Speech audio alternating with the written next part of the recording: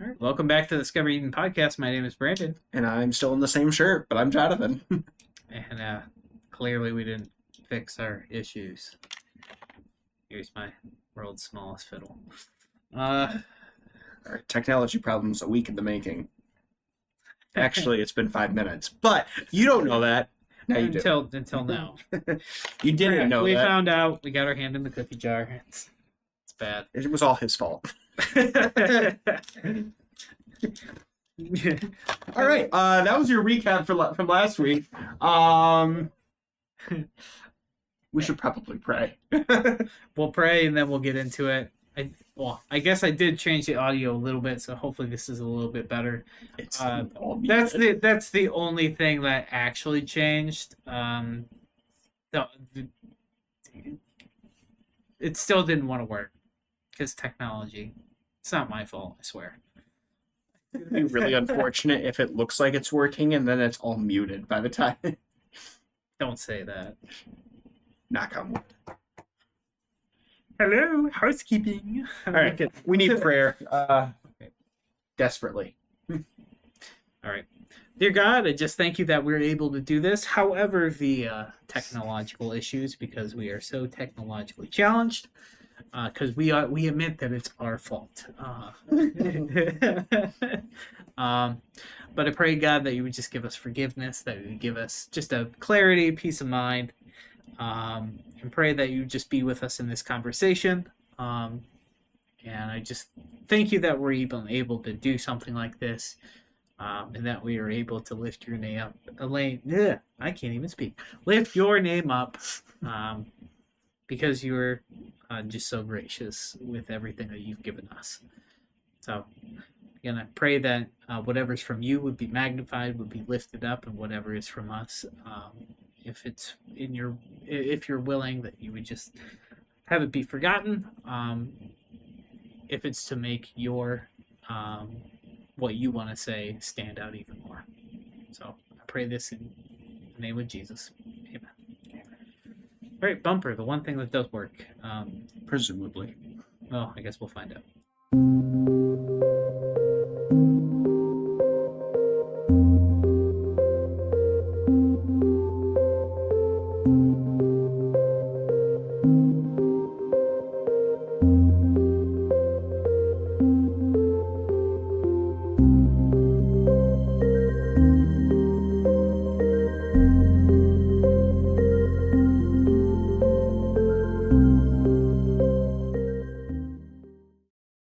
In the restaurant. Yeah, who is? No, okay. All Sorry, right. I gotta fix something real quick. Plenty of things I needed to fix. Like, Emotionally. I need to fix a lot of things emotionally. All right. So we are in chapter 3, 14 through 19 this week. I already gave you the recap at the beginning of the episode in the cold open, so I'm not gonna do it again. I mean, what have you done? it's not my fault. It's Serpent's fault. That's its fault. There it is again. Really, you should just watch the other episode because it's pretty good. So, continuing off of that, I guess I'll read just because I want to. Then the Lord God said to the serpent, "Because you have done this, cursed are you more than all the livestock, and more than any animal of the field. On your belly you shall go, and dust you shall eat all the days of your life. And I will make enemies of you and the woman, and of your offspring and her descendant. He shall bruise you on the head, and you shall bruise him on the heel." To the woman he said, "I will greatly multiply your pain in childbirth. In pain you shall deliver children, yet your desire will be for your husband, and he shall rule over you."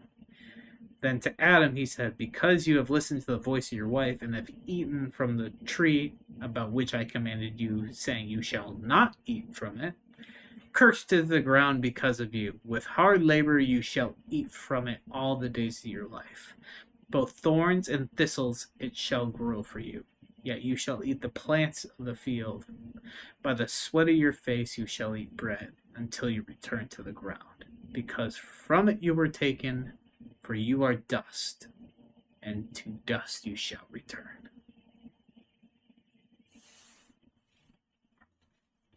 That's 14 through 19. Such a fun little bit of verses, huh? Yeah. I mean, okay. So there's obviously a lot here.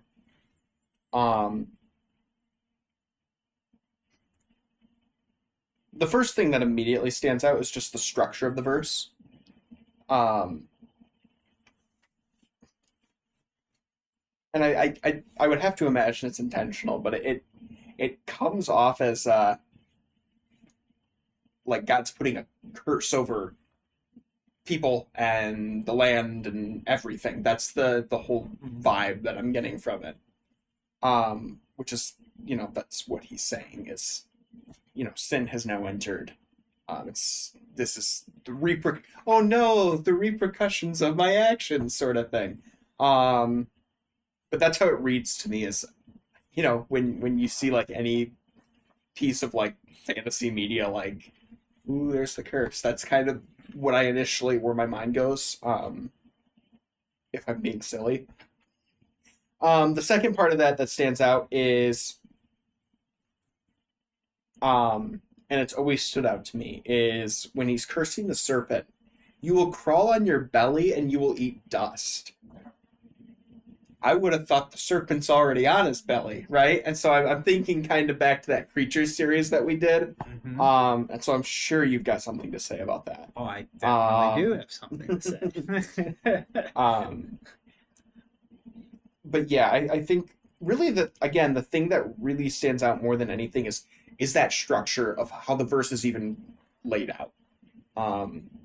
Again, just kind of going through each of the major players in the fall of mankind, and this is your punishment for your actions. This is what you are going to be facing, and it's very individualized. In the sense that this is what's going to happen to the serpent, this is what's going to happen to the woman, this is what's going to happen to the man. And there's obviously some generalization there, but the way that it's phrased is, very role specific. Yeah, and one of the, like you said, a lot of the main focus point for me here is on the serpent. Mm-hmm. Because it's like you said, well, if the snake's already on its belly, why is it cast to be on the belly?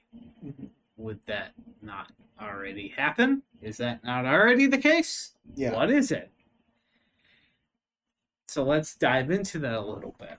Now, again, I'm saying this based on some of the research I did and some of my own thoughts on the matter. So don't take it for gospel.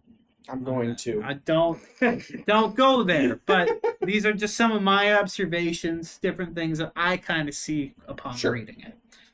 So, kind of where are we starting? So the serpent is cursed to be on the ground and eat dust the rest of its life. Well, what does that mean?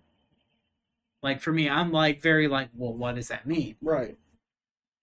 If it was indeed a snake, as it's mentioned in the Hebrew, because the Hebrew for serpent there is snake. Mm-hmm. Quite literally snake. Not serpent as in dragon or whatever. Snake. Right. It's the Hebrew for snake.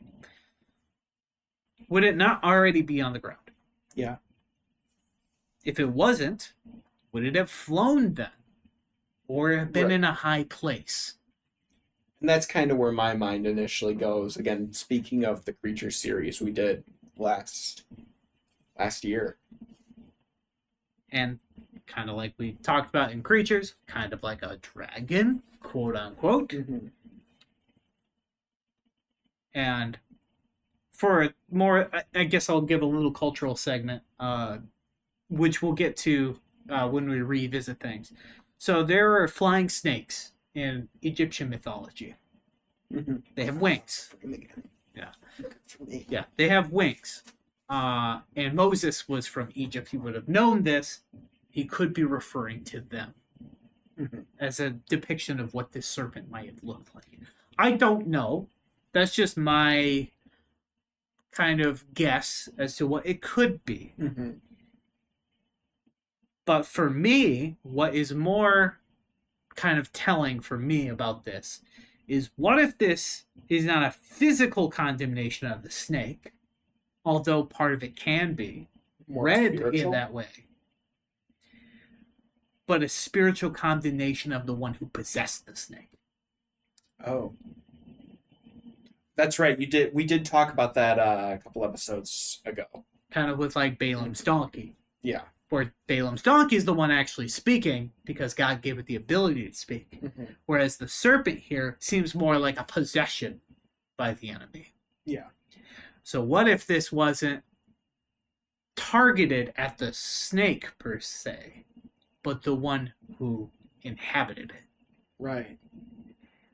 And if it's saying, on your belly you shall go, you're getting sent down, cast out of heaven, kind of an idea.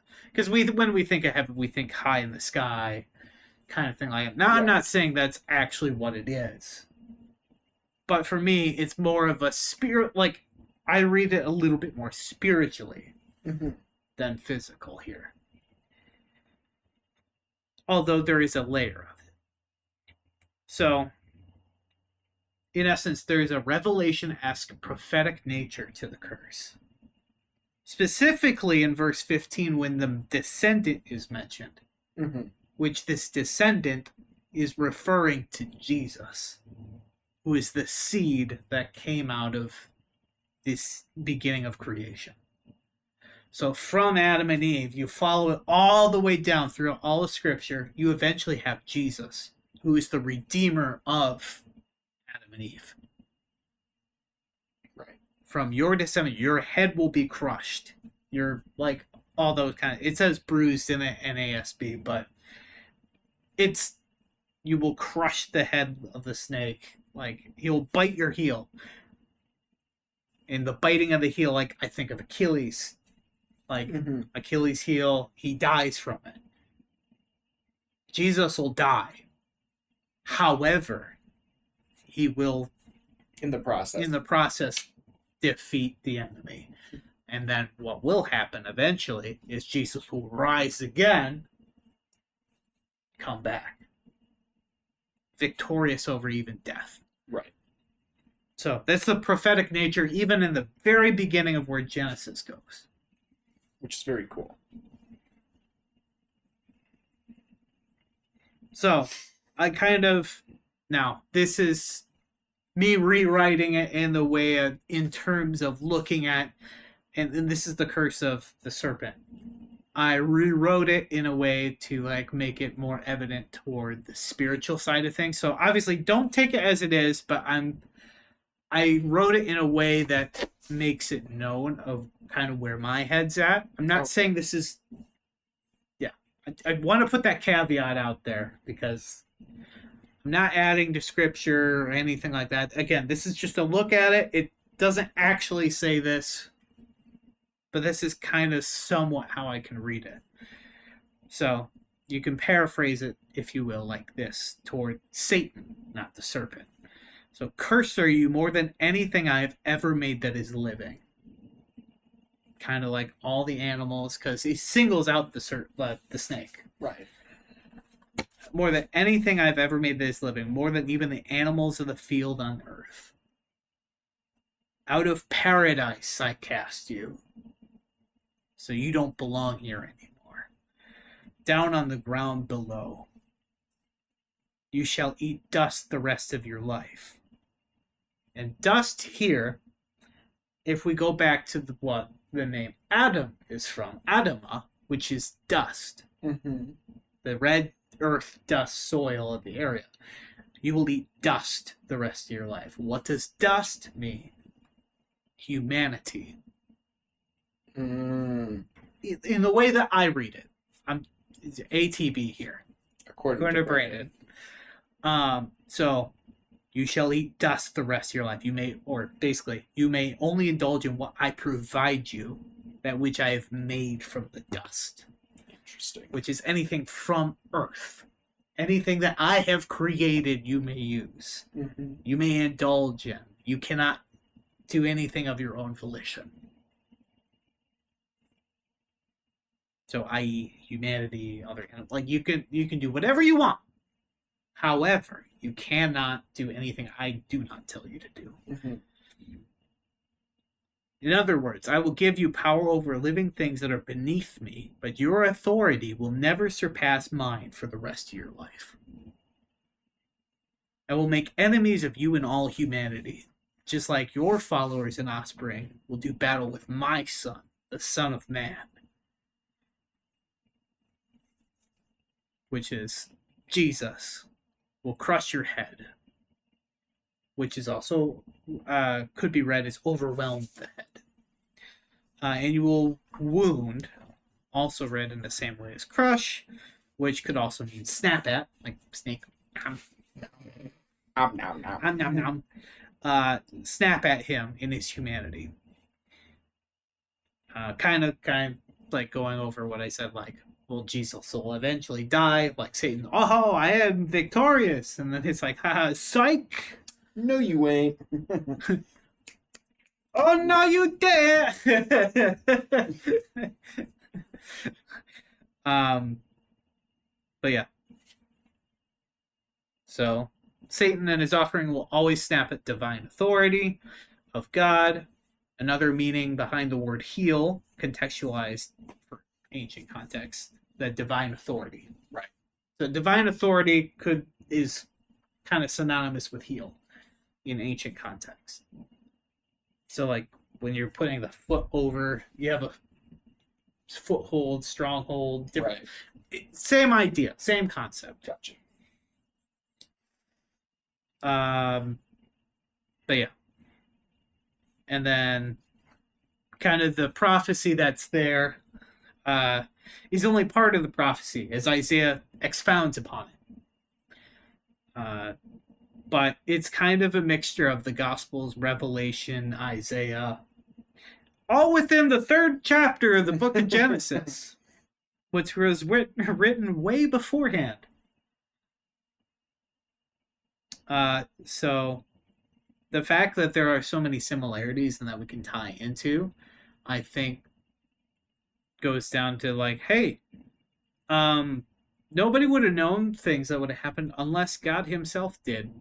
And God kind of gave Moses the words to write down.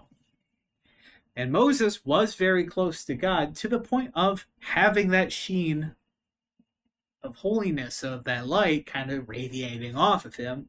The fact that he had to put a veil to cover himself so that other people wouldn't be blinded by it. Right. Yeah, so that's a look at what I look at in terms of the serpent. The other two you could also read the same way, in a spiritual sense. Because that's kind of how I was starting to read it now. I'm like, okay, well, it makes sense, the spiritual side, at least to me. At least to me it makes sense, because I'm the word guy. I see Adam, Adama, the soil, the dust, humanity. Because that's another way you could even, phrase it. Right. You could substitute all of humanity for the name Adam, and it makes no difference in the Hebrew. They just put it there because it's more talking to like an individual Sure. than it is. Like there's an intimate relationship there. Kind of like you're walking in the garden. There's an intimacy there. So the curse of the woman stands out as well, and much like that, also look at it in a spiritual perspective. But also, you can tell that there's a physical aspect of it as well, mentioning the childbirth. with childbirth and everything like that. And then as we read the next section, I was gonna say it's the naming of Eve, Shava, to indicate humanity as a whole, a completion of Eve being the mother of all humanity. Because you got to start somewhere, Right. And then as you read it, humanity is faithful to what? If you read it as the woman, okay, so if the woman is the forebearer of humanity, what is humanity faithful to? In the passage you read, well, you devoted to your husband, like all that. So So humanity is faithful to the husband, the first Adam, the one who is imperfect.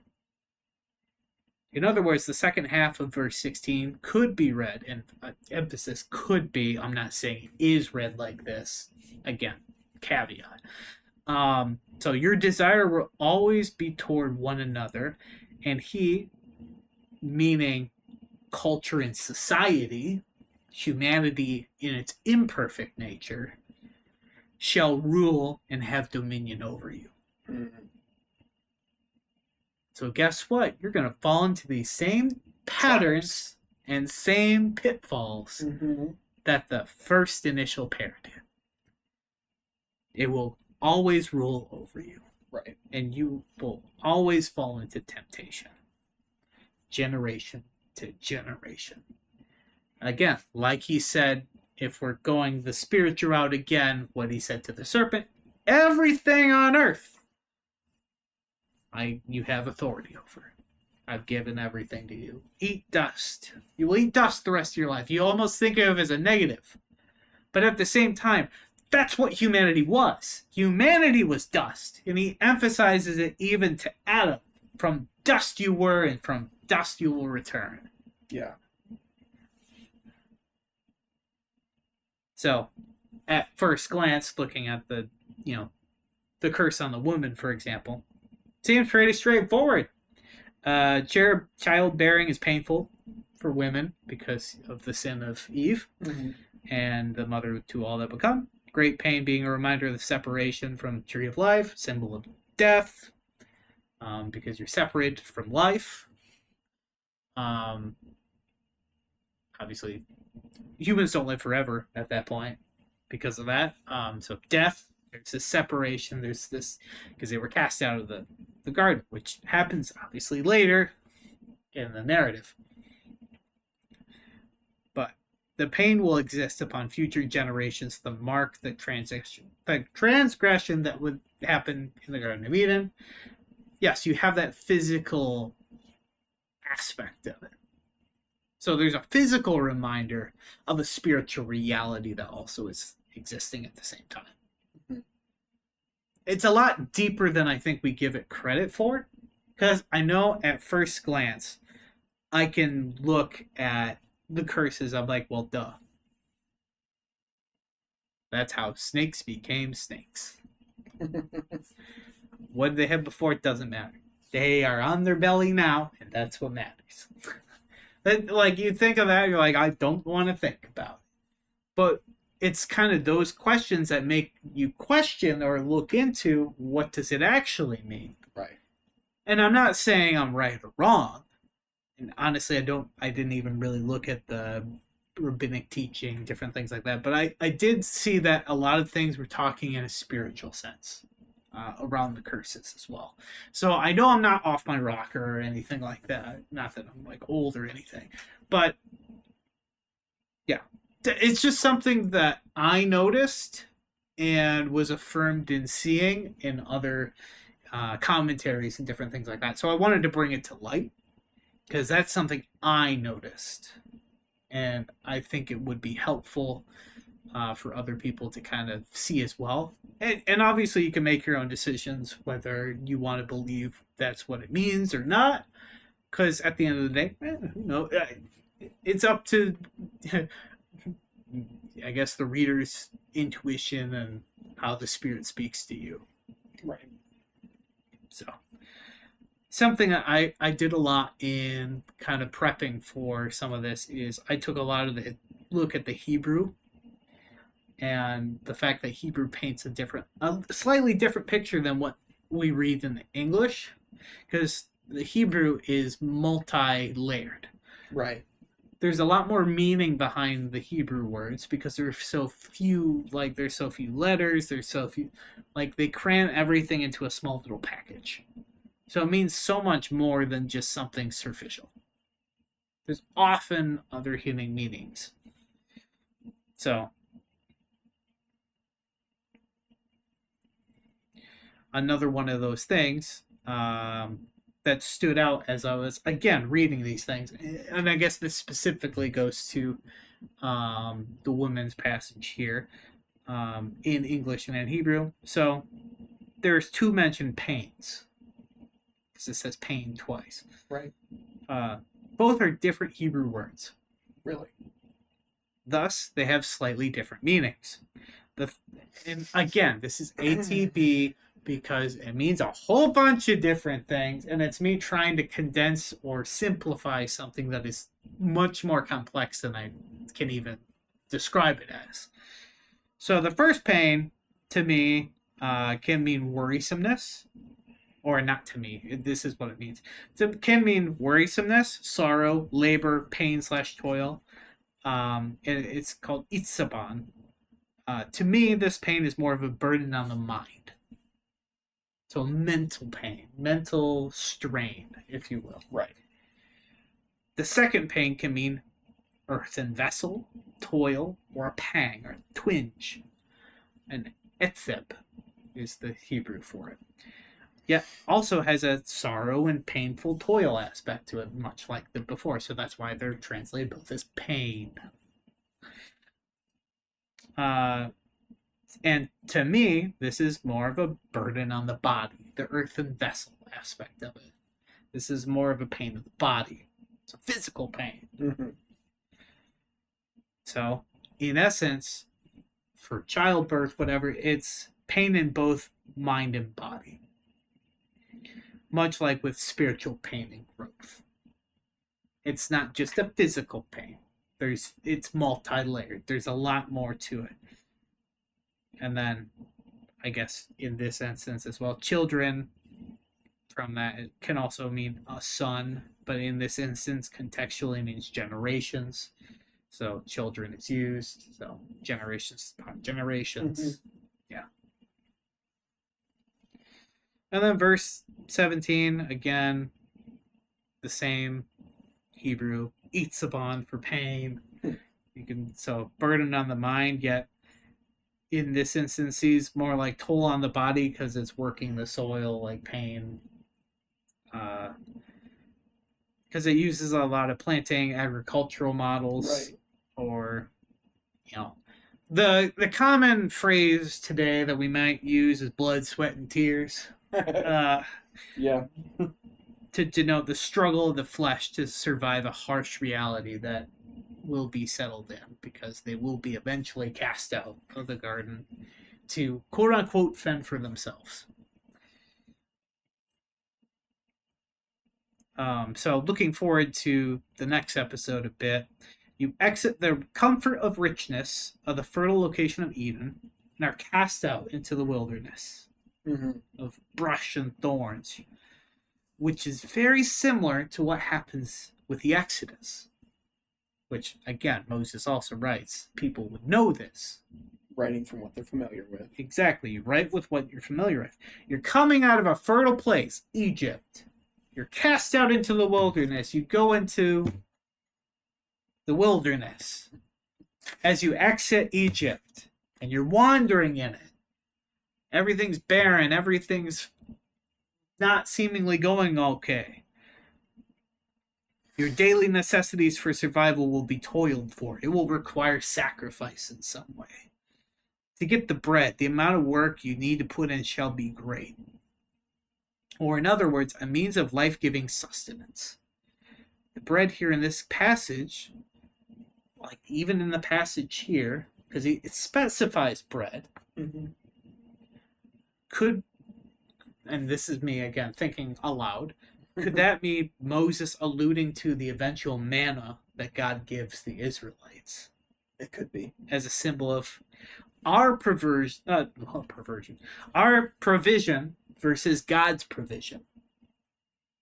So we have to toil for everything. God gives it to us freely. Manna is called what is it? And in some ways, especially with some of the things I've learned about Hebrew, just like the where are you? Because within where are you, it also says how are you? So what is it? To me, it's like, why give it to us? Right. We don't deserve it. It's not necessarily what it's saying, but like there's more to it. I obviously haven't looked into it all that much, but I see it as, again, there's a lot of countering of here and here, here and here. There's a back and forth. There's like God's provision versus our, I keep trying to say the other, and I'm not. I don't. No, it's not perversion. It's not Provision. provision. So our provision versus God provision. Obviously, one is greater than the other. So, and then the last line. I think in verse 19 it is a death sentence. From dust you were formed, and to it you will return. Yeah. Like, That final condemnation, guess what? You don't live forever no more. So, sin brings about that separation. Yep.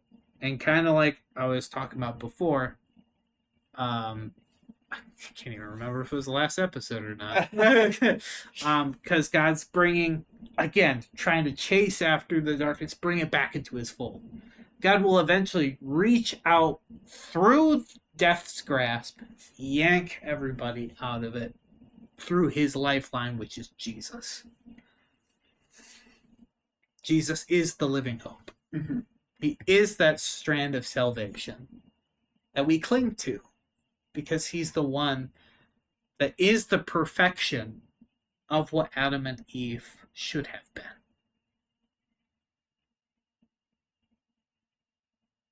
Because if we look at it, humanity is sentenced to die for what was done, going against the authority of God. Both Adam and Eve were guilty and were punished, just as the serpent was for being involved. And yet that we know that's not the end of the story. We know there's more to it. And yes, the Garden of Eden story ends with them being cast out of the garden. Mm-hmm. Yet history continues. His story continues. God's story continues.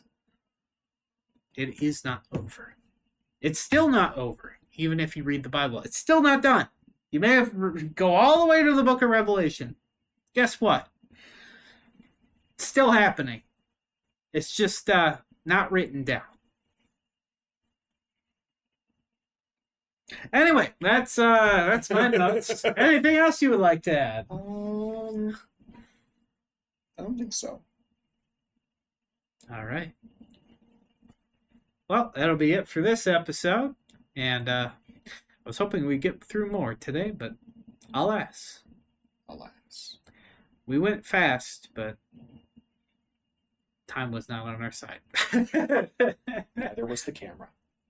Clearly.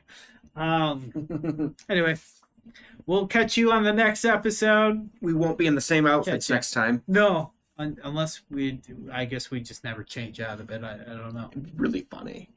It would be funny. It would be. Well, I guess if you see that, we'll be in our sneaky selves then. So, anyway, without further ado, Toodles. catch you later.